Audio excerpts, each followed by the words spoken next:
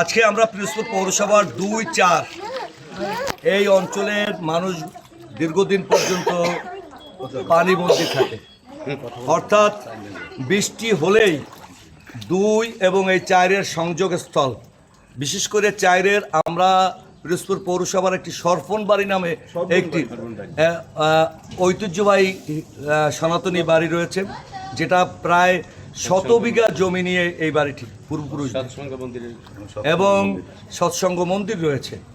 এবং তার পাশে আমরা শিকদার বাড়ি যেটাকে বলি, সেটিও একটি ঐতিহ্যবাহী বাড়ি এখানের ৪ নম্বর ২ নম্বর ওয়ার্ডে। এই টোটাল এলাকাটি পানিবন্দী থাকে।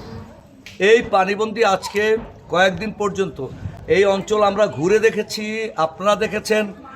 সকল এলাকাটি ডেঙ্গু প্রযোজনের একটি বৃহত্তর ক্ষেত্র বলে আমার কাছে মনে হয়েছে। প্রচণ্ড খারাপ অবস্থা, ড্রেনেজ ব্যবস্থা নাই, ময়লাগুলো এমন জায়গায় ফেলানো হয়েছে যে থেকে একটি ময়লার বাগার হিসাবে হিন্দু মুসলমান সবাই কান্নাকাটি করছে। ছোট ছোট শিশুরা রাস্তায় বেরোতে পারছে না। সমস্ত এলাকাটি পানিবন্দী এবং পানি আটকে গেছে। এবং এই এলাকায় ড্রেনেজ ব্যবস্থাটাকে আমরা চালু করার জন্য পৌরসভার সহায়তা নিচ্ছি।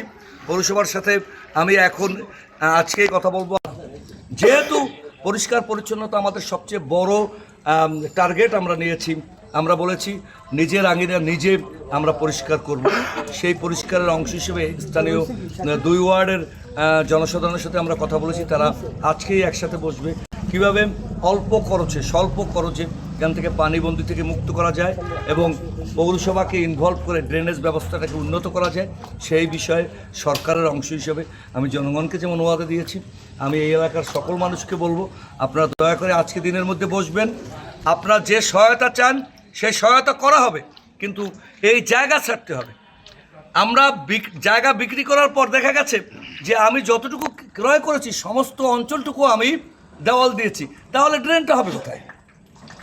এখন পানিবন্দী আপনাকেই থাকতে হবে। যদি সামাজিক আন্দোলন আমরা গড়ে তুলতে না পারি তাহলে এ থেকে উত্তরণ করা সম্ভব নয়।